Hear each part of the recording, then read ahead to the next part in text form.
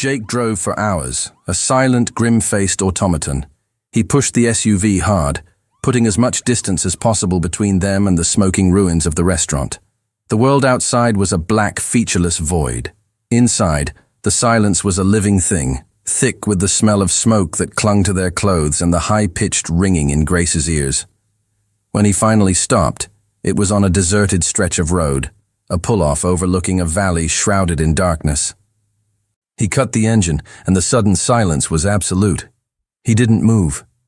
He just sat there, his hands gripping the steering wheel so tightly his knuckles were white mountains on a pale landscape. What was that? Grace's voice was a thin, trembling thread in the darkness. Who would do? It was a setup. Jake's voice was a low, rough rasp. He finally turned to look at her, and in the faint glow of the dashboard lights, she saw raw, unfiltered guilt in his eyes. A trap. And I walked you right into it. How could you have known? It's my job to know. He slammed his hand against the steering wheel, the sudden violence making her flinch. It's my literal goddamn job, Grace, and I… He cut himself off, taking a ragged, shuddering breath, fighting for a control that was clearly slipping. She had never seen him like this. Not once. Not the cool professional, not the silent soldier. This was a man unraveling. This was a man who had failed by his own impossible standards, and it was tearing him apart. You saved me, she said softly. Again. It was almost not enough. He closed his eyes, a muscle jumping in his clenched jaw. If I'd been 5 seconds slower. But you weren't. She reached across the console, her hand tentatively covering his on the steering wheel. His skin was cold, his knuckles rigid. Jake, look at me. He opened his eyes. They were dark, haunted pools of self-recrimination. I am alive right now because you were there. My father. Her voice faltered, the image of the obliterated booth flashing in her mind. I don't know if he made it, but you got me out. You saved me. He didn't pull away. Instead, his hand turned under hers, his fingers lacing with hers, a desperate anchoring grip. I made a call, he said, his voice quiet, rough. To the hospital, before we got too far out. Your father's alive. Grace let out a sob of relief so profound it felt like it was ripped from her soul. Oh, thank God. But Grace… He squeezed her hand, his touch grounding her. He was the target. The bomb was planted directly under his table. Whoever is doing this, they wanted him dead. Why? Because he knows something, or he did something. Jake paused, his gaze intense. Before the explosion, he was about to tell you something. Do you remember? Grace nodded, her mind replaying the last chaotic moments. He said the situation was more complicated, that the terrorists weren't what I thought. What do you think he meant? She looked out the window into the vast, starless darkness. A cold, terrible certainty began to crystallize in her mind, formed from the fragments of Diaz's warnings and her father's fear. I think my father did something awful, she whispered. And now, someone is making him pay for it. Jake didn't disagree. He just held her hand tighter. After a long silence, he finally got out of the car. Grace followed him, the cold night air a shock to her system. They were on a scenic overlook of some kind. The sky above was a black velvet canvas, punched through with a brilliant, breathtaking spray of stars. There were no city lights for miles, only the immense, silent beauty of the cosmos. Where are we? She asked. West Virginia, middle of nowhere. He leaned back against the hood of the SUV, his shoulders finally losing some of their tension. Figured if we have to hide, it might as well be somewhere beautiful. She stood beside him, her shoulder almost touching his, and looked up at the river of stars. It is beautiful. I used to come to places like this with my brother, he said, his voice distant, lost in memory. Before he enlisted. He said that under a sky this big, all our problems seem small, That the universe was so vast our worries were insignificant. "You miss him," she stated softly. It wasn't a question. "Every day." He turned his head to look at her, his profile sharp against the starlight. "But he was wrong, you know." "About what?" "About our problems being insignificant." He shifted, turning to face her fully, his presence blocking out the rest of the world. "Because the people we love, they're not insignificant. They're everything." Her heart stuttered. The air between them grew thick, heavy, charged with the weight of his words. He was looking at her with an intensity that had nothing to do with protection and everything to do with something else. Something raw and real and terrifying. "I've broken every one of my rules for you, Grace." His voice was a rough, raw confession in the dark. "Every single one." Her breath caught. "What rules?" "Don't get emotionally involved. Don't care beyond the scope of the job. Don't—" He stopped, his jaw clenching so hard she could see the muscle pulse. "Don't fall in love." The universe stopped. The stars, the wind, the sound of her own frantic heartbeat. It all ceased to exist. There was only him and the impossible, earth-shattering words hanging in the space between them. "You—" She could barely form the word, her throat tight. "What did you just say?" He closed the distance between them in 2 short steps. His hands came up to frame her face, not with the gentle guidance of a protector, but with a desperate, controlled urgency that made her stomach plummet. His touch, from hands she knew were hard and capable of violence, was impossibly tender. "I fell in love with you." The words were torn from him, a confession from the deepest, most guarded part of his soul. "I don't know when it happened. Maybe it was in that ice cream shop when you told me about your mother. Maybe it was when you sat with me in the dark and made me see Marcus as a hero instead of my failure. Maybe it was gradual, in every cup of coffee, every shared look, every time you trusted me when you had no reason to." He paused, his thumb tracing the line of her cheekbone, a simple touch that set her entire nervous system on fire. "Or maybe," he continued, his voice dropping lower, becoming rougher, more intimate. "It was all at once. 1 second, you were a job. The next, you were the only thing that mattered." Grace opened her mouth to speak, but no sound came out. He was looking at her as if she were the only source of light in his dark world, and the sheer force of it stole her breath. "That's against your rules," she finally managed to whisper, the words feeling flimsy and inadequate. "To hell with my rules." And then he kissed her. It wasn't gentle. It wasn't tentative. It was the kiss of a man who had been starving and had just been offered a feast. It was the kiss of a drowning man finding air. It was raw and hungry and utterly consuming, a desperate attempt to erase the horrors of the day with the undeniable, breathtaking reality of her. Her back hit the cool metal of the SUV as he pressed her against it, his body a hard, warm wall against hers. Her hands flew up, tangling in the short, rough hair at the nape of his neck, pulling him closer, even though there was no space left between them. It was pure instinct, a need to answer his desperation with her own. He deepened the kiss, a low groan vibrating from his chest into hers. One of his hands slid from her face down to her waist, his fingers digging into the curve of her back, arching her against him. A sound escaped her throat, half sigh, half whimper, and she felt his body jolt in response, his muscles coiling even tighter. When they finally broke apart, gasping for air, he rested his forehead against hers. His eyes were closed, his breathing ragged.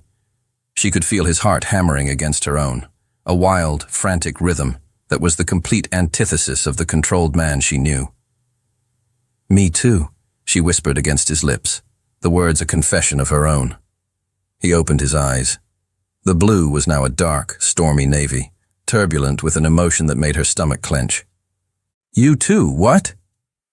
She let her hands slide from his hair to his face, her fingers tracing the hard line of his jaw, feeling the rasp of his stubble. I fell in love with you, she said, the words firm, certain, a truth she hadn't allowed herself to acknowledge until this very moment. You're the first person who's ever made me feel safe. The first person who's ever made me feel seen. She paused, her thumb brushing over his lower lip, feeling it tremble slightly at her touch. And the first person, she continued, her voice dropping to an intimate whisper, who's ever made me feel this. He closed his eyes again, a tremor running through his powerful frame.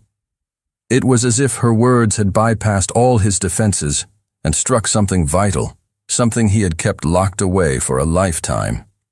This makes everything more complicated, he rasped, but he didn't pull away. If anything, his arm tightened around her waist. I know. He opened his eyes, and they were wild now, possessive, uncontrolled. Because now, he growled, his voice rough with a dangerous edge, now I'll do anything to keep you alive. Anything. And that makes me dangerous, Grace. More dangerous than anyone else out there. A shiver that had nothing to do with the cold night air traced its way down her spine. Dangerous to who? To anyone who tries to hurt you, he murmured, his lips brushing against the corner of her mouth, then trailing down the sensitive line of her jaw. To anyone who gets in our way. Jake. His name was a plea, though she wasn't sure what she was pleading for. More, probably. Tell me to stop, he whispered against her skin, his breath hot and intoxicating. Tell me this is crazy, that it's wrong, that you need a bodyguard, not a man who can barely control himself around you. She tangled her hands in his hair again, tilting his head back, forcing him to look at her. I'm not going to say any of that. A fire blazed in his eyes. He kissed her again, slower this time, deeper, a kiss that was less about desperation and more about claiming. And Grace, for the first time in her life, wasn't being protected. She was being wanted. The difference was devastating. The shrill ring of his phone was a violent intrusion. He ignored it. It rang again, insistent. With a low curse, he pulled back, his eyes still locked on hers, and answered. His expression hardened instantly. When? A pause. Are you sure? A longer pause. Understood. He hung up, and when he looked at her, the soldier was back. But there was a new, terrifying emotion lurking beneath the surface. Fear. Not for himself. For her. Your father woke up, he said, his voice tight. He's asking for me. Me alone. About what? He wouldn't say. But. Jake hesitated. He said if anything happens to him, there's something I need to know. About who's really behind the attacks. Grace's stomach plummeted. Are you going? I have to. Then I'm going with you. No. He gripped her shoulders, his hold firm, absolute. You stay hidden, where I know you're safe. Jake. Grace, please. The plea in his voice undid her. I just told you I'm in love with you. Don't make me walk you back into the fire. She wanted to argue. She wanted to scream that she wouldn't be left behind. But she saw the truth in his eyes, the desperate need to keep her safe, a need that now went far beyond duty. Okay, she whispered. But you come back to me. His eyes softened, a silent, solemn vow passing between them. Always. Jake left her in the dingy motel room with a man named Torres, a former Delta Force operator whose face looked like it had been carved from granite and whose eyes held a quiet, lethal competence. Jake's orders had been simple and absolute. Shoot anyone who isn't me. Then he was gone, melting back into the darkness, leaving Grace with a ghost of his kiss on her lips and a cold knot of dread in her stomach. The 3-hour drive to the hospital was a blur of highway lights and churning thoughts. Jake's mind was a battlefield. The confession under the stars had changed everything. Grace was no longer a mission objective. She was the mission. The distinction was critical. It made him sharper, more focused, but also infinitely more vulnerable. The thought of losing her was a physical pain, a gaping wound he knew he wouldn't survive. The hospital was a fortress of quiet efficiency and hushed whispers. Jake used the senator's name and his own formidable presence to bypass security, his gaze sweeping every corridor, assessing every person as a potential threat. He found Senator Miller in a private room in the ICU.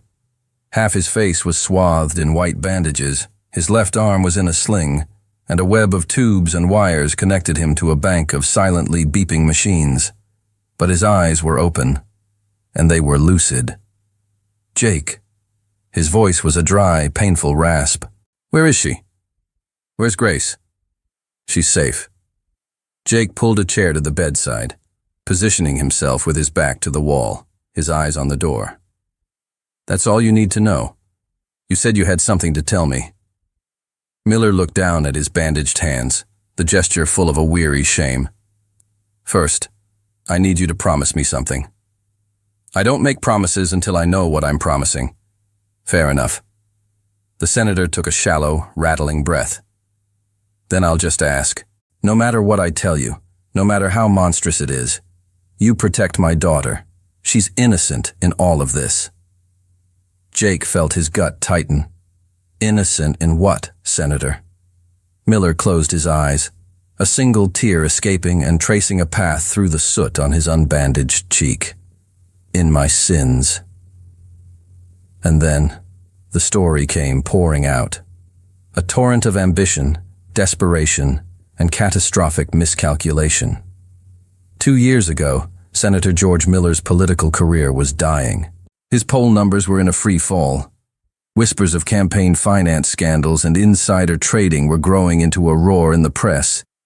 His once certain re-election was slipping through his fingers.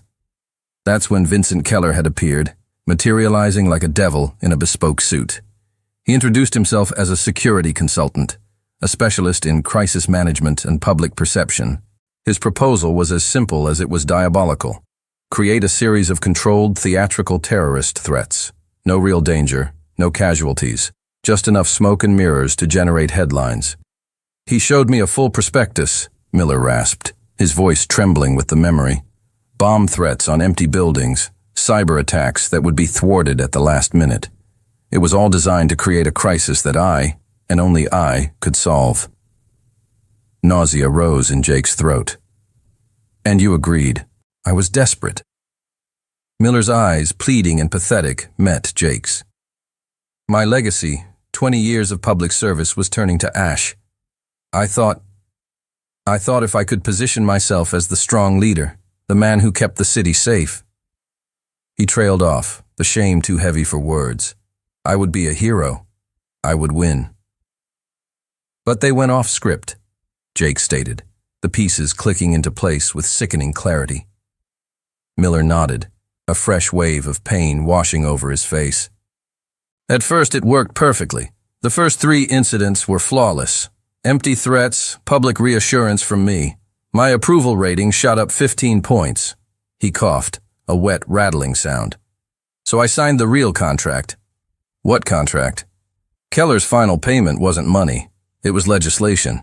A sweeping private security bill that would funnel billions in federal protection contracts to a preferred list of vendors. Miller's voice was barely a whisper. I didn't know it at the time, but the primary beneficiary, the company that would get the lion's share, was owned by a shell corporation that traced back to Keller. You sold your office for political survival. I didn't know how far he would go. Miller's voice rose, cracking with pain and denial.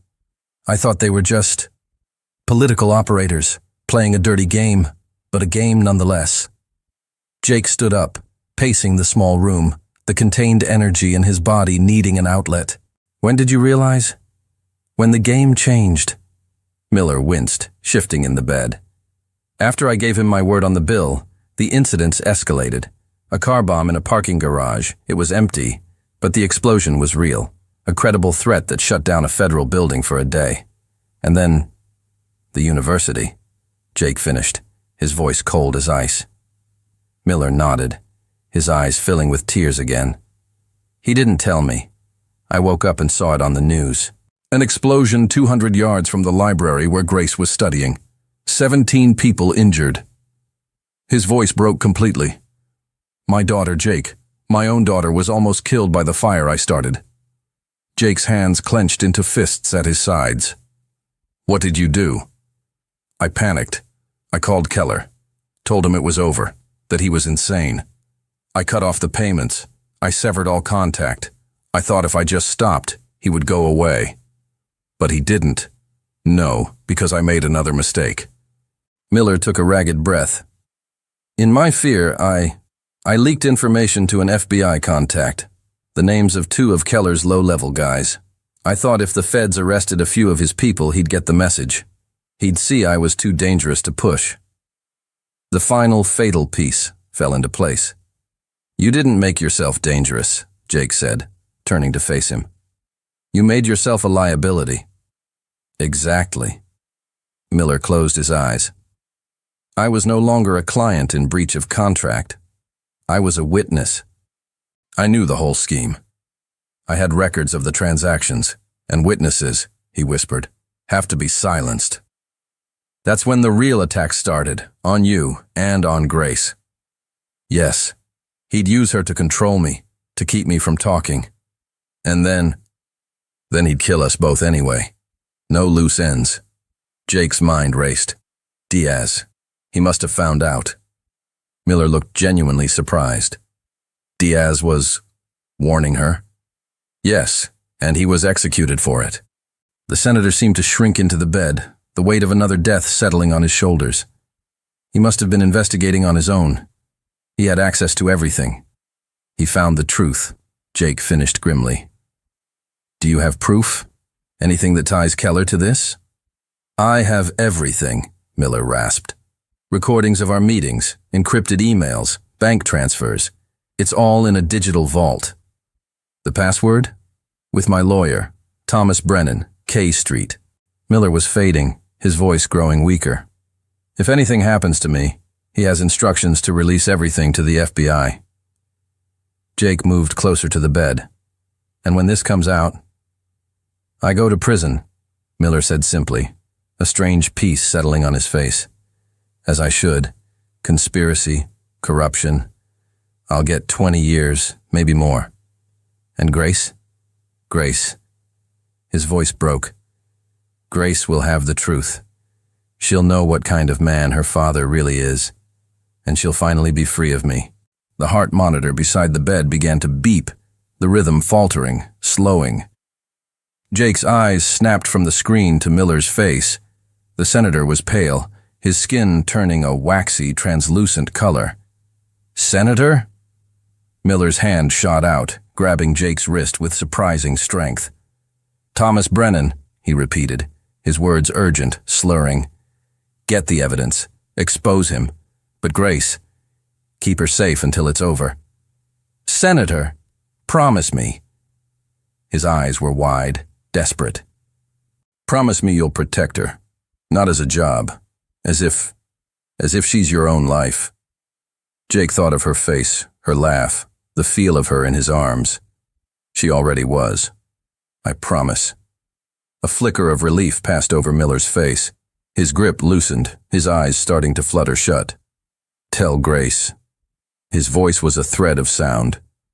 Tell her I'm sorry. For her mother. For the childhood I stole. For all of it. Tell her. The only good thing I ever did was her. You'll tell her yourself, Jake insisted, his thumb fumbling for the nurse's call button. Senator, stay with me. But Miller's eyes were closed. His chest gave one last shallow rise. And then he was still. The room exploded into a controlled chaos of nurses and doctors. Jake was pushed back, out into the sterile hallway, the sounds of urgent commands and the flat, continuous tone of the heart monitor echoing behind him. All he could think was, how do I tell her? How do I tell her the father she's mourning is the monster who created this nightmare? He was turning to leave, his mind already calculating his next move, when his phone vibrated. It was Torres. Carrington, we have a problem. Jake's blood ran cold. What? She's gone. Grace is gone. I was doing a perimeter check, 5 minutes max, and when I came back, Torres's voice was tight with professional fury. The door was kicked in, signs of a struggle. "And this," Jake heard the crackle of paper over the phone. "If you want to see her alive again, come alone. The North Harbor warehouse. 1 hour. Bring the evidence from Brennan, or she dies." Torres paused. "It's signed with a K. Keller." "How long ago?" Jake's voice was deadly calm. 15, maybe 20 minutes. Mobilize the team, but you maintain distance. If they see anyone but me, they kill her. I know." Torres hesitated. "Jake, this is a textbook trap." "I know." Jake was already running, his feet pounding against the polished hospital floor. "But I don't have a choice. Because it was Grace, and he had made a promise." Grace woke to the taste of blood in her mouth. It wasn't much, just a metallic tang on her tongue, but it was enough to know that someone had hit her. Her vision swam, a blurry, nauseating mess. A dull, relentless pain throbbed behind her eyes, pulsing in time with her frantic heartbeat. She tried to move her hands, to touch the back of her head where the pain was sharpest, and was met with the cold, unforgiving bite of metal digging into her wrists. Handcuffs. The memory slammed back into her in jagged, violent shards. Torres, his face grim, leaving to check the perimeter. The explosive crack of the motel room door splintering inward. 2 figures, dark and swift, moving too fast for her to even scream. The desperate, futile lunge for her phone. And then a blinding starburst of pain at the base of her skull as something hard and implacable connected.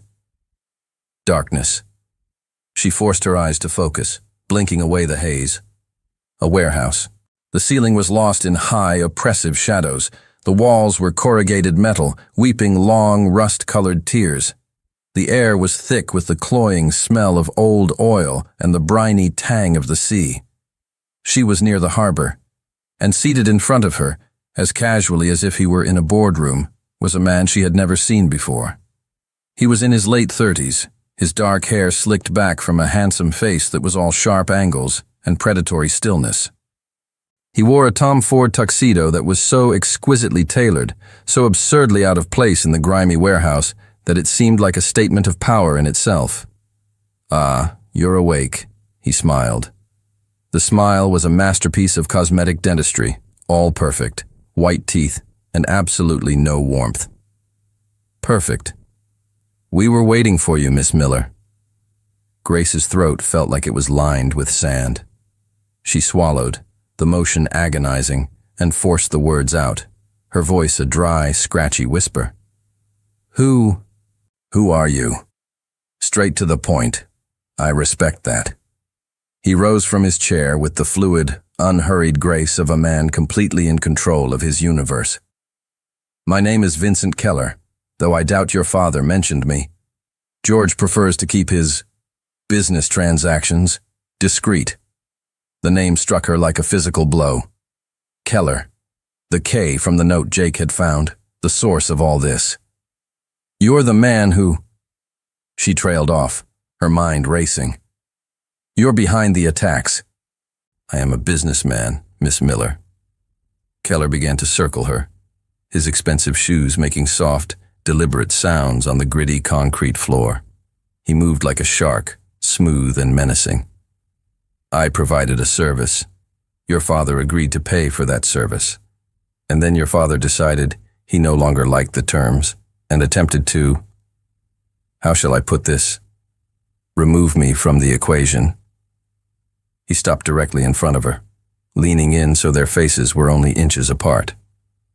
His cologne was subtle, expensive, and smelled of sandalwood and something cold, like money. "Your father betrayed me. He cut my payments. He tried to have me arrested." A surge of pure, hot rage momentarily burned through her fear. "You put a bomb near my university. 17 people were injured. And you were not one of them," he countered, straightening up, his tone dismissive. "You should be thanking me. I could have had you killed that day. But I did not. Because unlike your father, I am a man who honors the strategic value of his assets."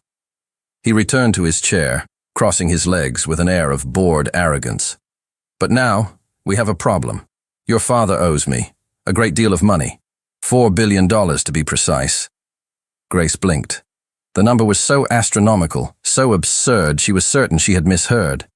What? 4 billion. Keller enunciated each syllable with cold, relishing precision.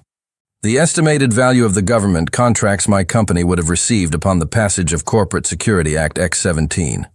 A law your father gave me his solemn word he would push through. A law that will now never see the light of day because your father broke our deal.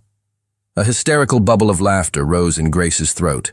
It was a wild, unhinged sound that felt completely alien coming from her. You're... She tried to choke it back, but it kept spilling out. You're insane. Completely and utterly insane. Keller's eyes narrowed, the first real crack in his polished veneer. Is something amusing, Miss Miller? $4 billion. She gasped, the laughter finally dying, replaced by a staggering disbelief. Where on earth do you think my father is going to get $4 billion? He's a United States senator, not an oil baron.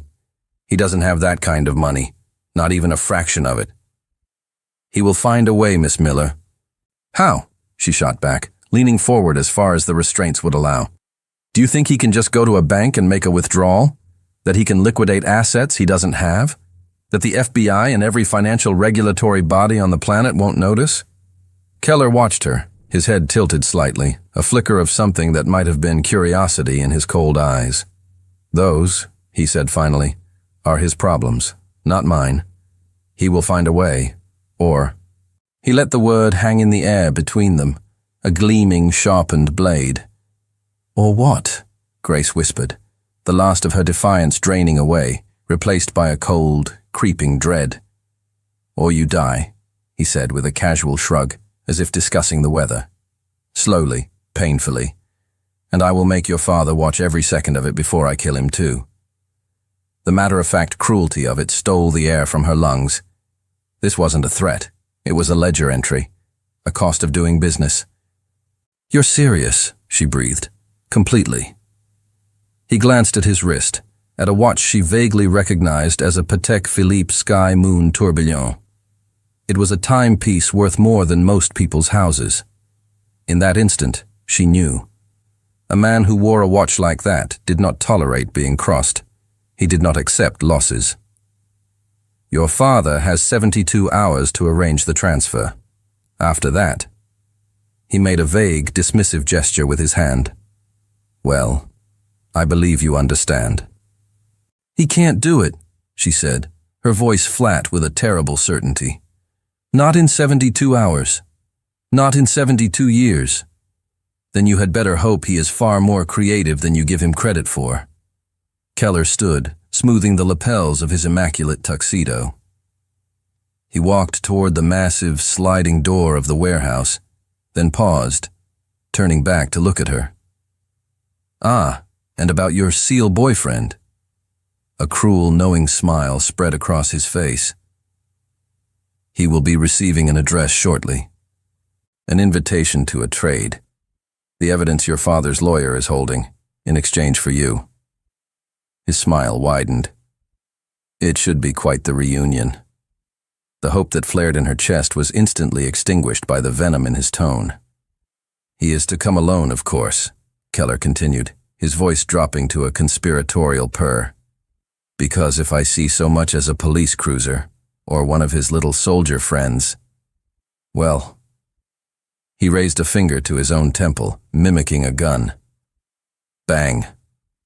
He chuckled, a low, ugly sound that echoed in the cavernous space. Then he turned and walked out, his footsteps fading into the night. Grace was left alone in the chilling silence, with two masked, silent guards lurking in the shadows, and the crushing, suffocating weight of the truth. Jake was coming, and Keller had absolutely no intention of letting either of them walk out of here alive. Jake didn't feel fear. Fear was a luxury, an emotion for men with something left to lose.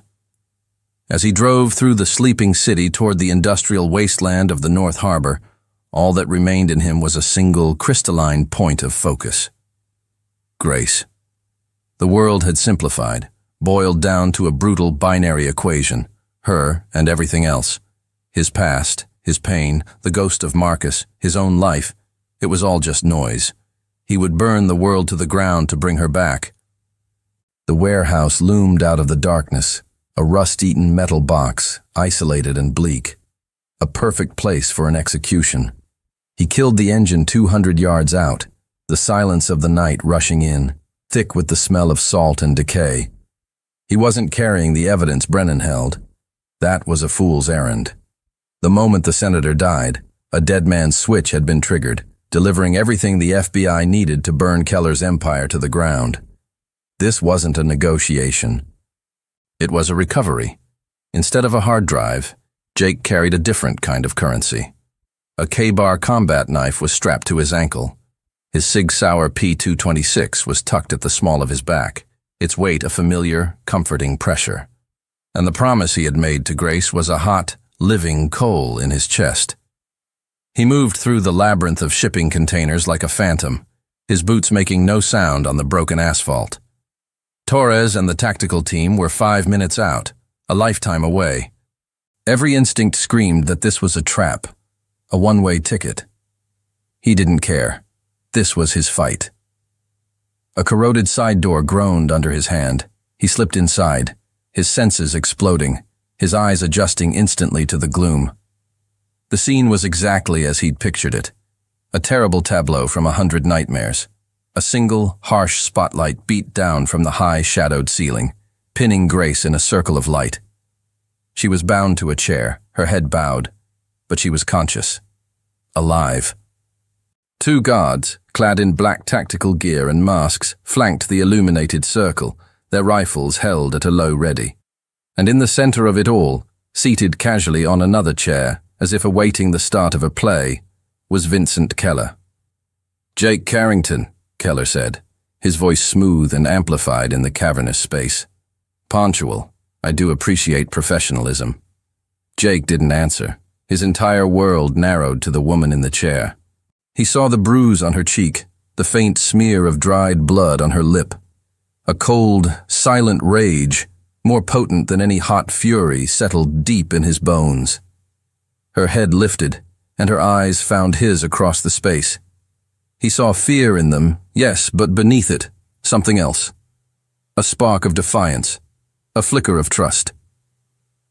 "You came." "The evidence?" Keller asked, rising from his chair with that same fluid, predatory grace.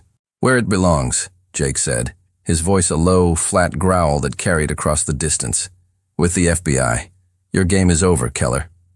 Keller laughed, a sharp, ugly sound that grated on Jake's nerves.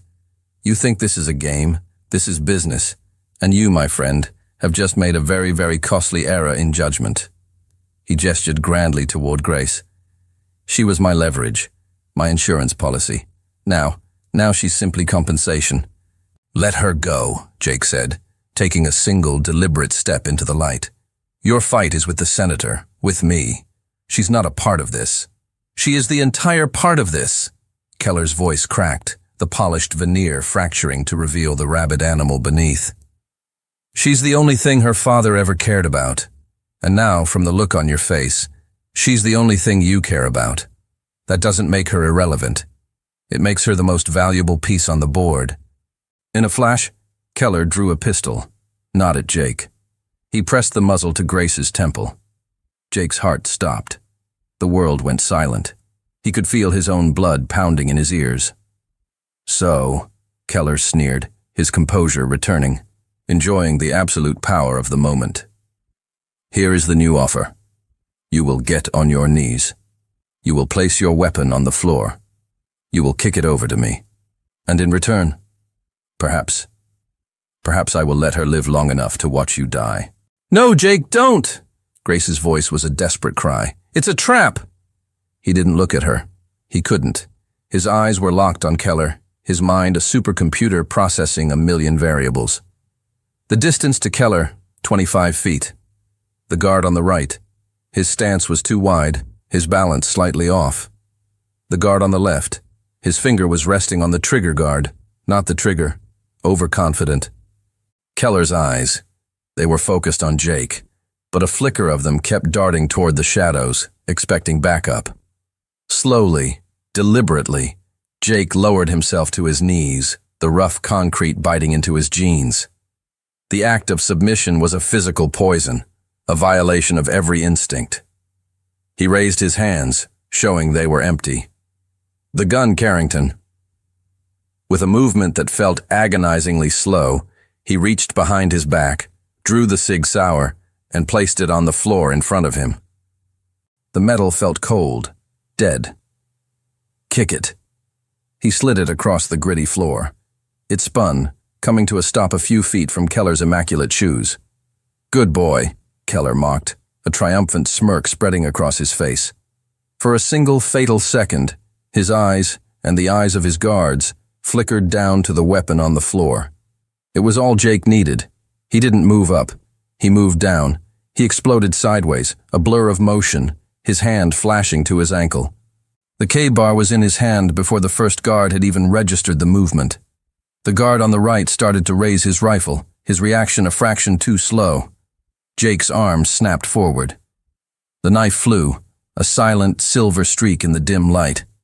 It buried itself to the hilt in the soft spot of the guard's throat. He made a wet, gurgling sound and crumpled to the floor. The second guard opened fire, the roar of the automatic weapon deafening in the enclosed space. But Jake was already a ghost. He dove behind a stack of massive wooden crates as a hail of bullets chewed through the air, splintering wood and ricocheting off the concrete floor. "Kill him!" Keller screamed, his voice high with rage and panic. He grabbed Grace's chair, dragging her back, using her as a human shield as he retreated behind a thick concrete support pillar. The warehouse became a shooting gallery. The remaining guards sprayed bullets wildly, methodically destroying Jake's cover. Jake stayed low, his breathing steady, his world narrowed to the rhythm of the gunfire. Burst of 5. Pause. Burst of 4. Pause. He was counting. Waiting. The firing stopped. The distinct metallic click of an empty magazine being ejected. Jake erupted from behind the shredded crates. He didn't run toward the guard. He ran parallel, using the shadows, closing the distance to the pillar where Keller was hiding. The guard, fumbling with a new magazine, looked up, his eyes wide with surprise. It was the last thing he saw. Jake hit him like a freight train, a full-body tackle that drove the man backward. The guard's head connected with a steel support beam with a sickening, hollow thud. He slid to the floor, unconscious. Silence descended. A heavy, ringing silence, broken only by Grace's ragged breathing. Now it was just them. "Stay back, Carrington," Keller yelled from behind the pillar. His voice was strained, the bravado gone, replaced by raw panic. "I swear to God I'll kill her! One more step and I'll put a bullet in her head." Jake stopped, 20 feet away. He raised his hand slowly, palms open. "It's over, Keller. There's nowhere to go. There's always a way out." And then Grace, her face pale with terror, but her eyes blazing with a fire Jake had never seen, did the impossible. She looked at Jake, a silent message passing between them. Then, with every ounce of strength she possessed, she threw her head backward, smashing her skull into Keller's face. There was a wet, crunching sound. Keller screamed, a high-pitched shriek of pain and rage, stumbling back a step, his grip on her chair faltering for a single, precious second. It was the only opening Jake would get. He didn't run at Keller. He dove, his body low to the ground, toward his own gun, the Sig Sauer still lying forgotten on the floor. His fingers closed around the familiar grip. He rolled, coming up on one knee, the gun raised, sighting down the barrel, all in one seamless, fluid motion that was as natural to him as breathing. Keller, blood pouring from what was clearly a broken nose, recovered his balance and raised his own pistol, aiming it wildly at Grace. Jake's shot was a deafening roar in the silence. The bullet didn't hit Keller's chest. It didn't hit his head. It hit his hand. The pistol flew from his shattered fingers, and he howled, a raw animal sound of pure agony, clutching his ruined hand to his chest. Jake was on him in an instant, the hot muzzle of the Sig Sauer pressed hard under Keller's chin, forcing his head back. "I should kill you," Jake snarled, his voice a low, guttural sound of pure, condensed fury. "Then do it," Keller spat, blood and saliva dribbling from his lips. "You don't have the guts." Jake looked into Keller's hate-filled eyes. He felt the tremor in his own hand, the primal urge to pull the trigger, to end this, to erase the man who had hurt her. Then his gaze shifted, finding Grace. She was watching him, her face pale and tear-streaked, but her eyes were steady. She gave a small, almost imperceptible shake of her head. No. He took a deep, shuddering breath. The red haze of rage receded, replaced by the memory of his promise. He was a protector, not a murderer. He lowered the gun, and with a cold, precise fury, he drove his fist into Keller's jaw, snapping his head back. Keller's eyes rolled up, and he crumpled to the floor, unconscious. Jake didn't spare him a second glance. He ran to Grace, his knife a blur as he sliced through the thick zip ties binding her wrists. The moment her hands were free, she launched herself out of the chair and into his arms, her body shaking with violent, uncontrollable tremors. He wrapped his arms around her, pulling her tight against his chest, burying his face in her hair, inhaling the scent of her, the scent of life. "It's over," he whispered, his voice thick with an emotion he couldn't begin to name. "It's okay. I've got you." She was sobbing against his chest, her fingers digging into the fabric of his jacket as if she could physically anchor herself to him. I thought you were going to die." "Never," he murmured, his arms a steel cage around her, holding her together, holding himself together. "I'm never leaving you."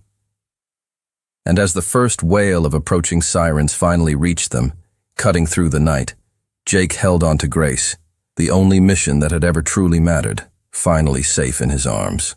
In the circle of Jake's arms, the chaotic world finally stopped spinning. The sharp, metallic scent of gunpowder and the damp, decaying smell of the warehouse faded, replaced by the grounding, familiar scent of him.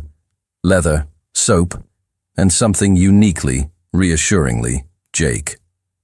Her ragged sobs were the only sound in the vast, silent space as he held her, not like a fragile object to be protected, but like a fellow survivor, a partner in the war they had just won. The moment of quiet reprieve was shattered by the thunder of heavy boots and the sharp, barked commands of men with guns. Red and blue lights strobed through the warehouse's grimy windows, painting the scene in frantic, flashing colors. Torres and a full FBI tactical team swarmed the building, weapons raised, only to find a scene of anticlimactic resolution. Jake holding a trembling Grace, Keller unconscious on the floor, and his men either dead or incapacitated. Torres was the first to reach them, his rifle lowering as he took in the scene. His face was a mask of professional relief. "Carrington, Miller, are you all right?" "We're fine," Jake answered, his voice rough, his arms never loosening their hold on Grace. "Keller's alive. He's all yours." FBI agents moved with grim efficiency, cuffing a groaning Keller and his men. Paramedics rushed toward them. Jake waved them off for himself, but gestured firmly toward Grace. As a young, kind-faced medic gently cleaned the cut on her lip and checked her vitals, Jake watched the gears of justice finally, clumsily, begin to turn. He saw Thomas Brennan, the senator's lawyer, already there, handing a slim hard drive to a senior agent. The dead man's switch had worked. When the paramedics finished, Jake walked to Grace and draped a thermal blanket over her shoulders. The adrenaline was fading, leaving behind a profound, bone-deep exhaustion that seemed to settle in her eyes. "It's over," Jake said again, his voice softer now as he brushed a stray, dust-caked strand of hair from her face. "For real this time. I'm taking you home." Grace looked up at him, and he saw a new, hard-won maturity in her gaze. "Home?" she repeated, the word sounding foreign on her tongue. "I don't have a home. The mansion was never a home. It was a cage." She took a deep breath of the cold night air. "Before we go, anywhere, there's somewhere I need to go first." Jake knew the answer before she said it. "Where?" "The hospital," she said, her voice steady, though her eyes glistened with unshed tears. I need to see my father. The silence in the SUV on the way to the hospital was as thick as fog. Grace stared out the window, the city lights blurring into streaks of gold and white. But Jake knew she wasn't seeing them. She was processing, trying to assemble a puzzle with pieces that refused to fit. Finally, she turned to him, her brow furrowed in confusion. Jake. At the warehouse, Keller said my father betrayed him, that he promised to sign some law and then backed out. She paused, her fingers twisting nervously in her lap. That doesn't make any sense. My father, he wouldn't work with someone like Keller. Would he? Jake felt his stomach clench. He had known this moment was coming. He had prayed it wouldn't be him, that she would be spared this final, cruel truth. But there was no one else. There was no more hiding. He pulled the car over to the side of the road, the engine idling. He couldn't do this while driving. She deserved his full attention. She deserved to see his eyes when he shattered the last of her illusions. He turned to face her. Grace, he began, but the words caught in his throat. How do you tell someone the person who was supposed to be their ultimate protector was the architect of their terror? Jake, you're scaring me. Her eyes widened, fear creeping back in. What is it? Why did we stop? Because you need to hear this, and you need to hear it from me. He took her hands. They were small and cold in his. When I went to the hospital, before you were taken, your father told me everything. She went very still. Everything about what? He took a breath, steeling himself. 2 years ago, your father's career was falling apart. He was desperate. He laid out the ugly truth, piece by painful piece. The deal with Keller, the staged terrorist threats, the plan to emerge as a hero from a crisis of his own making. Grace listened, her face a pale, unreadable mask. So you're saying, my father hired Keller to fake attacks? Yes. But the first few, no one was hurt, she reasoned, her mind desperately trying to find a version of the story where her father wasn't a monster. So maybe that's all it was, just theater. Jake squeezed her hands, anchoring her for the final blow. It was, until Keller demanded a bigger payment, not money, a law, legislation that would make him billions. He watched the understanding and the horror dawn in her eyes. Your father agreed, Grace. He made the deal. She snatched her hands back as if she'd been burned. No, he wouldn't. He wouldn't sell out his office, his country, for... He did it out of pride, Jake said, his voice gentle but firm. Out of a desperate fear of failure. He thought he was just playing a dirty political game. He didn't have to say the rest. He saw the moment the puzzle pieces clicked into place in her mind. The university bombing, her near death. It wasn't an accident. It was Keller raising the stakes, showing the senator what real terror looked like. My father tried to stop it, Jake continued softly. He cut Keller off. He even tried to leak information to the FBI. He thought he was protecting himself, but all he did was make himself a liability, a witness who knew too much. So Keller came after him, she whispered, her voice hollow. And after me. Yes, to control him. Jake reached for her again, cupping her face in his hands. But Grace, listen to me. He may have started this fire, but when he realized you were going to get burned, he did everything he could to put it out. He hired me. He saved the evidence. He was ready to go to prison to ensure Keller was stopped and you were safe. He put me in danger in the first place. The denial shattered, replaced by a wave of pure, hot rage. He made a deal with a monster for political gain. I know. Diaz is dead because of him. The tears finally came, hot and furious. Ryan Diaz has an 8-year-old daughter and he's dead because he tried to protect me from my own father. I know, Jake repeated, his voice a low, aching murmur. All this time... Her voice broke, the rage collapsing into a sob of pure, unadulterated grief.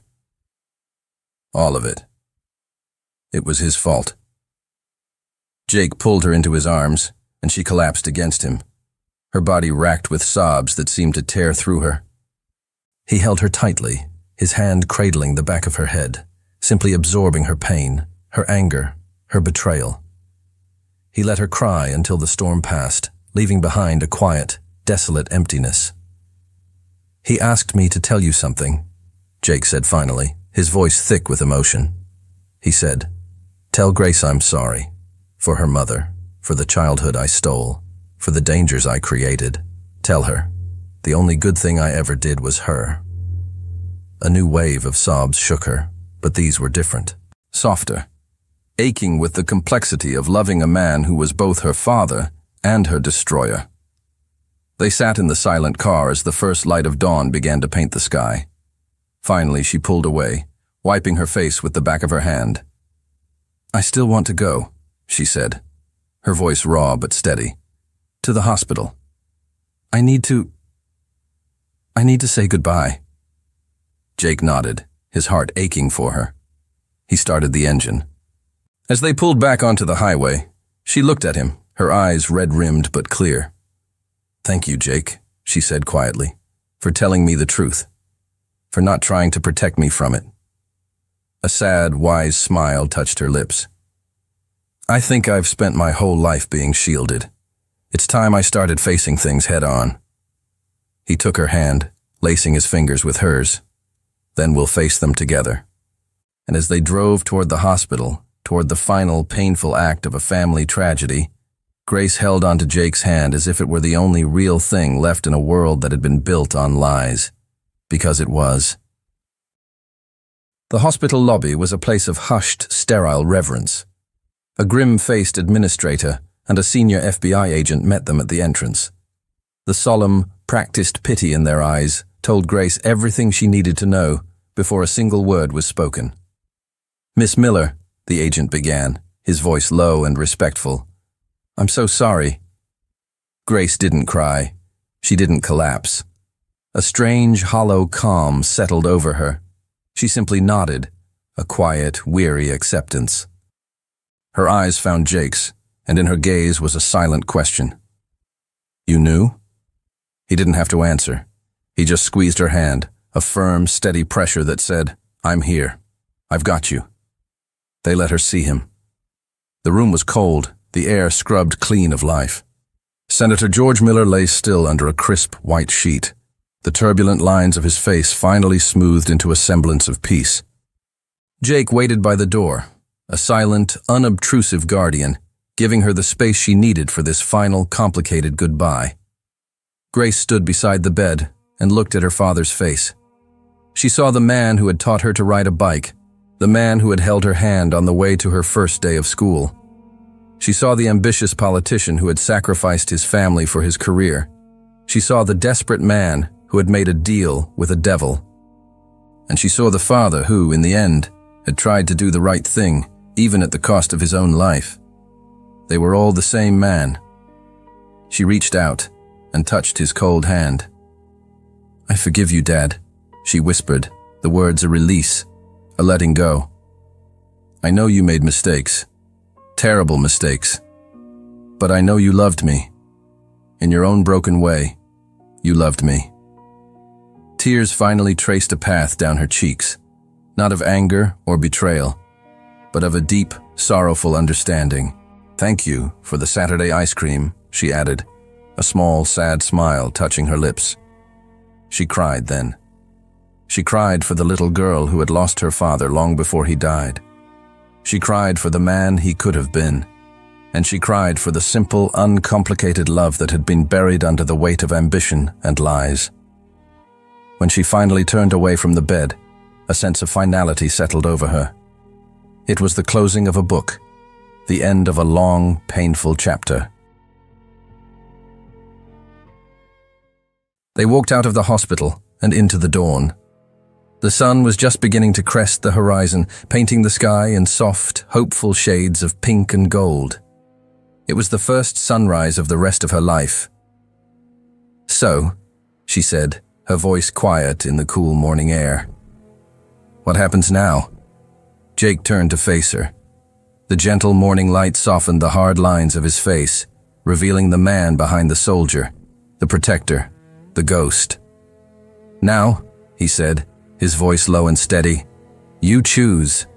He took her hand, his thumb stroking the back of it. "You told me once to choose something that made me happy, something that wasn't a mission or redemption." His eyes, so often guarded and cold, were now open, warm, and filled with a love that was as vast and steady as the morning sky. "I choose you, Grace." A real smile, bright and genuine, spread across her face, chasing away the last of the shadows. "I choose you too, Jake Carrington," she whispered. "Then where are we going?" he asked, a hint of a smile playing on his own lips. "Anywhere you want. The whole world is yours now." Grace thought for a moment. She thought of the cold, empty mansion, the isolated cabin, the anonymous motel rooms. She realized that home had never been a place for her. It had always been a feeling she was chasing, a feeling of safety, of being seen, of being loved. She stood on her toes and kissed him. It was a soft, gentle kiss, not of desperation or fear, but of quiet certainty and endless promise. It tasted like a new beginning. "Take me home, Jake," she said against his lips. This time, the word didn't feel strange or foreign. It felt right. Home wasn't a place on a map. It was him. And as they walked away from the hospital, hand in hand, into the light of the rising sun, they weren't running from anything anymore. For the first time, they were simply walking toward everything.